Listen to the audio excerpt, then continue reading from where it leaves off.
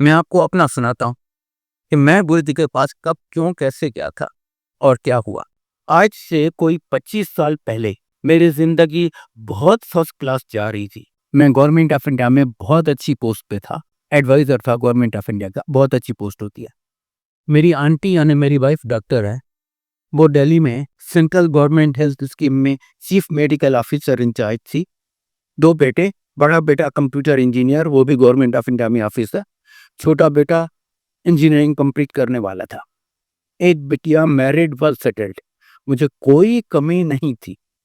अगर आप मुझे कहते भी ना, अरे चलो यार ऐसे गुरुजी हैं बहुत कुछ दे देते, मैं कहता नहीं भैया, ना मुझे किसी चीज़ की ज़रूरत है, ना मेरे पास टाइम है।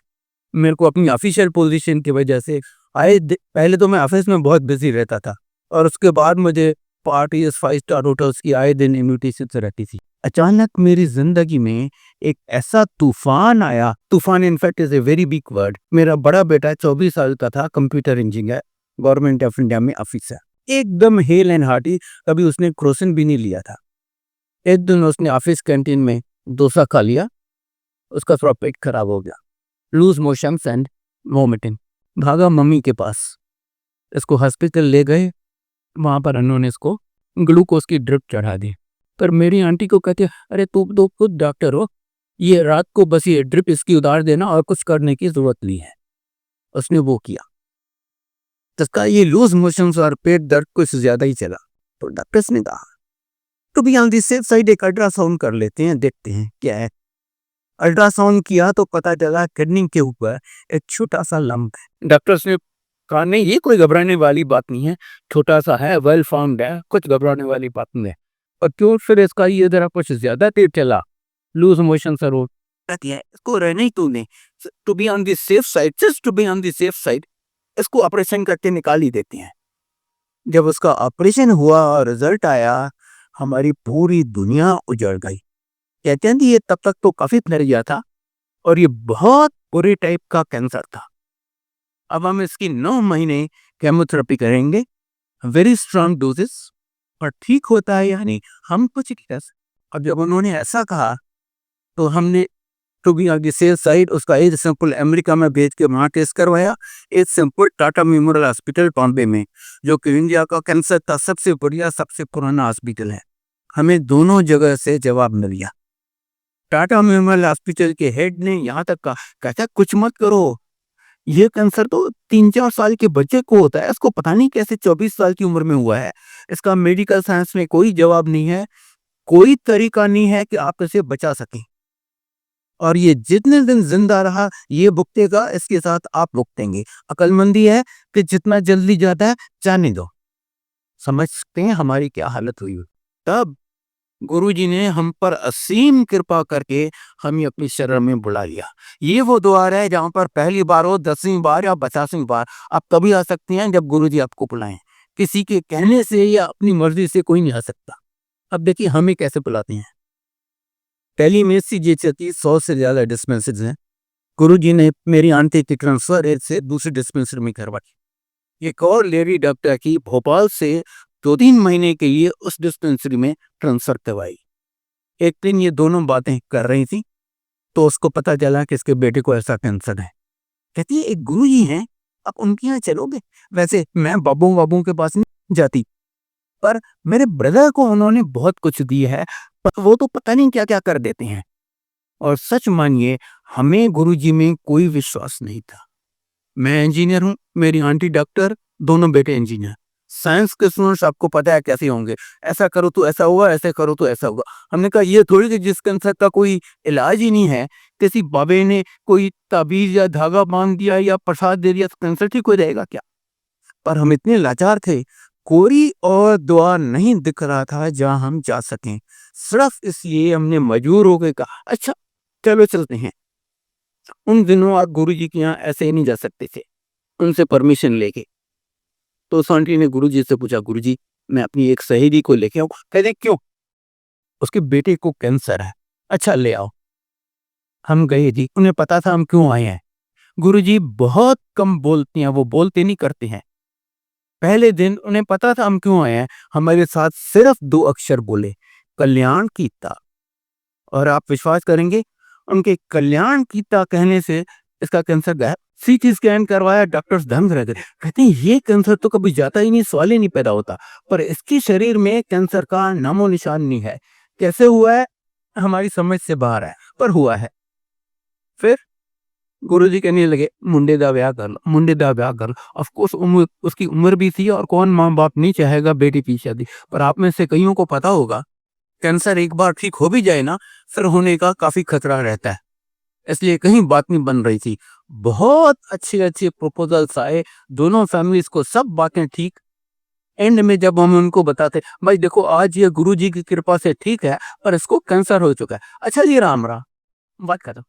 गुरुजी कहते रहे और हम कोशिश करते रहे, हुआ कुछ भी नहीं। आखिर एक दिन का फिर इन्होंने गुरुजी ने मेरी आंटी को बोला और मुन्ने का ब्याह कर ले। कहती है गुरुजी लड़की भी आप ही दिलाइए, क्यों तब तक हम समझ गए थे कि ये काम हमारे बस का नहीं है।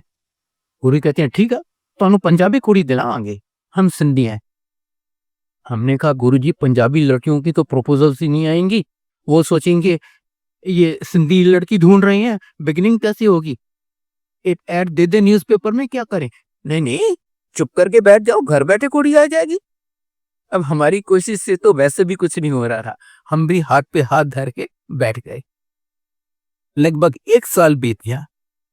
एक दिन फिर बेटा कैंटीन में बैठा था तो कोई लड़की आई उसके पास, अच्छी खासी good family, computer engineer, father government of India में वेरी सीनियर ऑफिसर। आके किसी बहाने से इससे बातचीत शुरू की। कहती है मैं लास्ट टाइम जब इस कंपनी में ट्रेनिंग के लिए आई थी, मैंने सो के अंडर ट्रेनिंग की थी, वो लड़का कहीं दिख नहीं रहा। कहता नहीं जी वो तो ये ऑफिस छोड़ के चला गया है, वो आजकल यहाँ काम नहीं करता। किसी बहाने से 2-4 दिन बाद फिर मिली, 2-4 दिन बाद फिर मिली, 2-4 दिन बाद फिर मिली। और एक दिन इसको कहती है मेरे पेरेंट्स आपके पेरेंट्स से मिलना चाहते हैं मैट्रिमोनियल के लिए। इसने सबसे पहले बताया देखो आज मैं गुरुजी की कृपा से ठीक हूँ, पर मैं सच्चाई तुमसे छुपाऊंगा नहीं, मुझे बहुत खतरनाक टाइप का कैंसर हो चुका है। अब इनकी लीला देखिए, उस लड़की का मामा कैंसर में मर चुका था, उसको पता था इसको कल परसों फिर कैंसर होने का बहुत खतरा है, और उसने या उसके परिवार ने कभी गुरुजी का नाम भी नहीं सुना था। फिर भी वो कहती है कोई बात नहीं। उसके पेरेंट्स हमारे यहाँ आए, प्रपोज किए, दोनों फैमिलीज को सब बातें ठीक लगी। हमने कहा भाई देखो, उनकी तरफ से तो हाँ हो गई उसी टाइम। हमने फिर उनको बताया भाई देखो इसको बहुत खतरनाक टाइप का कैंसर हो गया। हाँ हाँ बेटी ने हमें बता दिया है। उन्होंने तो हाँ कर दी। हमने कहा भाई देखो हमारी जो हिस्ट्री है, हमारा फाइनल डिसीजन हमारे गुरुजी लेंगे। कहते हैं ठीक है आपको जिससे पूछना है पूछ लो।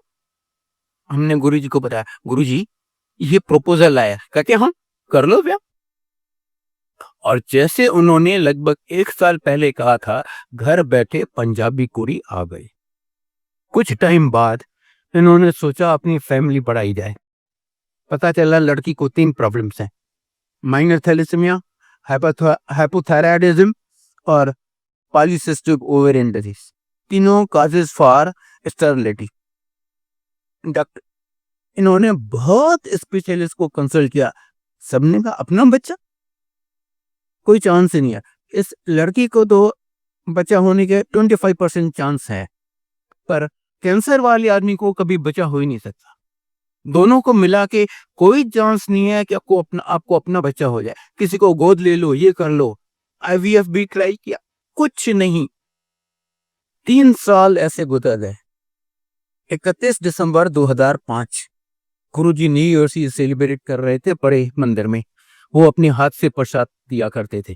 प्रसाद कुछ भी हो, गुरुजी की ब्लेसिंग है। उस दिन बूंदी के लड्डू थे। जब मेरी बहू को दिए, बोले ले तेनू दवाई देती। Mind you, without our telling him one word, ले तेनू दवाई देती। अराउंड 15 जनवरी उसको पता चला कि वो पेट से है। लगभग 1 हफ्ता बीता। संगत से कोई अनजान लेडी जिसको वो जानती नहीं है, नाम नहीं पता, कभी मिली नहीं है, आके इसको कहती है कि गुरुजी ने मुझे सपने में कहा है कि तुम्हें जुड़वा बच्चे हैं। और गुरुजी के सपने सपने नहीं होते, हकीकत होती है। कंसीव करने के 15 दिन बाद तो दुनिया का कोई डॉक्टर या मेडिकल टेस्ट आपको नहीं बता सकता कि एक बच्चा है या 2 है। 24 फरवरी 2006 इसको कंसीव किए 1.25 महीना हुआ था। महाशिवरात्रि का दिन सवेरे सवेरे इसको सुई ब्लीडिंग हो गई। इसने अपनी डॉक्टर को फोन किया, कहती ऑब्वियसली मिसकैरेज हो रहा है, तुम एकदम बेड रेस्ट लो, एकदम मतलब एकदम, इवन वॉशरूम तक मत जाओ, बेड पेन यूज करो, मुझे दिखाने भी मत आओ, मेरे करने लायक कुछ भी नहीं है, और जो तुम वहां से यहां तक आओगी तुम्हारा केस और बिगड़ेगा, आगे तुम्हारी किस्मत। अगेन इनकी लीला देखिए, शाम को बड़े मंदिर में साल का second most important function, most important है 7 जुलाई और Mahashivratri second most important for the first time, और अभी तक ओनली टाइम ऑर्गेनाइजर्स ने सोचा अरे यहाँ तो 1 लाख से ज्यादा लोग होंगे, हम आरती किससे करवाएं, इसको हाँ बोले इसको ना बोले क्या, चलो आज लॉटरी डालते हैं, आज आंटी उससे करवाती हैं और लॉटरी डालते हैं कि गुरु जी की आरती कौन कौन करेगा। बहू बेटी ने हमें बताया नहीं था कि बहू की क्या हालत है, पता था कुछ कर तो सकेंगे नहीं, खामखा इनको भी टेंशन हो जाएगा। जब लॉटरी डाल रहे थे मेरी आंटी ने अपना तो नाम डाला, बहू का भी डाला, बेटी का भी डाला, और जो इनकी मर्जी, मेरी आंटी का नाम नहीं निकला, बेटी का नाम नहीं निकला, बहू का नाम निकला कि वो गुरुजी की आरती करेगी। हमने उसको फोन किया, अरे कहाँ हो तुम, जल्दी आओ, तुम उन भाग्यशाली में से हो जो आज गुरुजी की आरती करेंगी। फिर भी उसने हमें नहीं बताया उसकी क्या हालत है। सारा दिन उसने बेड पेन यूज किया था। कहती है इतनी ब्लीडिंग हुई थी, मैं इतना वीक फील कर रही थी, मुझे बिस्तर से उठने की शक्ति नहीं थी। पहली बार वो बिस्तर से उठी, तैयार हुई, वो गाजियाबाद में रहते थे, 45 किलोमीटर की ड्राइव के बाद बड़े मंदिर पहुंची, गुरुजी की आरती की और वापस घर गई। बहू बेटा कहते हैं 15 दिन हमें डॉक्टर के पास जाने की हिम्मत नहीं पड़ी। तुम बेवकूफ हो, मैं तुम्हें कहती हूँ वॉशरूम तक मत जाओ और तुम यूं ड्राइव करती फिरती हो, पागलपन नहीं तो क्या है। 15 दिन बाद जब वो गई डॉक्टर के पास और डॉक्टर ने उसे एग्जामिन किया, उसका रंग उड़ गया। कहती है एक बेबी का प्लेसेंटा मां से अलग हो गया है, अब तो उसको ना ब्लड सप्लाई मिलेगा ना ऑक्सीजन, अब तो उसके जिंदा रहने का सवाल ही नहीं पैदा होता, और वो बच्चा मर जाएगा, जहर फैल जाएगा, दूसरा बच्चा भी मर जाएगा, और जब तक दूसरा बच्चा जिंदा है हम एबॉर्शन करके पहले को निकाल नहीं सकते, अब तो भूल जाओ इस प्रेगनेंसी। पर गुरुजी तो कहते हैं ना, मैं शुरू वहां पर होता हूं जहां आदमी की सोच या मेडिकल साइंस खत्म होती है। उस हालत में भी उसकी प्रेगनेंसी चलती रही। हाँ, बच्चों का रेट ऑफ ग्रोथ कम हो गया पर प्रेगनेंसी चलती रही। डॉक्टर हैरान, कहती है ऐसा केस हमने ना कहीं पढ़ा है, ना सुना है, ना देखा है, बगैर ब्लड सप्लाई बगैर ऑक्सीजन की प्रेगनेंसी चल रही है, दोनों बच्चे जिंदा हैं। कुछ महीने बीते, एक दिन गुरुजी मेरे बहू के सपने में आते हैं, पूछते हैं तू कदों ड्यू है।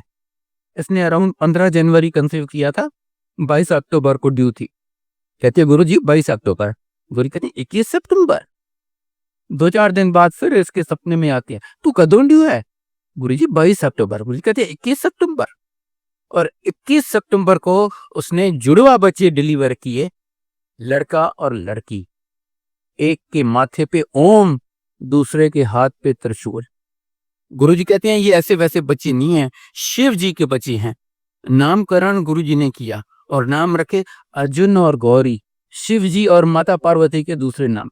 मेरे बेटे को कहते हैं देखो मैंने एक झटके में तुम्हारी फैमिली कंप्लीट कर दी, इवन मेरे से तुम्हें कभी कुछ मांगना नहीं पड़ेगा। जबकि मांगना तो छोड़िए, हमने गुरुजी को कभी बताया तक नहीं कि गुरुजी ये प्रॉब्लम है कुछ मेहर कीजिए, वो जानी जान मैं क्या बताऊंगा उनको। और मेरी आंटी को कहती है आंटी कभी वेख्या कभी सुनिया कैंसर वाले बंदे ਨੂੰ बचा हो जाए, मैंने तेरी डॉक्टरी फेल कर दी। ये है हमारे गुरु जी, बस कुछ नहीं बताना, कुछ नहीं मांगना, बस आप यहाँ आते रहिए, और जब आप यहाँ आती हैं आप सिर्फ गुरु जी के लिए आती हैं, उनसे कनेक्शन कीजिए। शब्द चल रहे हैं तो शब्द सुनिए, no attending to mobiles, no hi hello, no socialization, no business deals. जो भी आपको ग्रहण करने को मिलता है वो अनमोल है, जल प्रसाद हो, चाय प्रसाद हो, या ये जो लंगर भी मिल रहा है, प्लीज एक दाना एक बूंद भी मत बचाइए। अगर आप बचा रहे हैं तो अपनी ब्लेसिंग्स नाली में बह रहे हैं। और मोस्ट इंपॉर्टेंट, उन पे विश्वास, टोटल सरेंडर। कुछ बताने कुछ मानने की जरूरत नहीं है, जो आपको आपकी वो देते हैं जो ना सिर्फ आपके लिए आपकी पूरी फैमिली के लिए बेस्ट है। बस मेरी आपसे हाथ जोड़ के विनती है कि ये 2-3 छोटी-छोटी बातें कीजिए। May Guru ji bless each and every one of you. जय गुरु।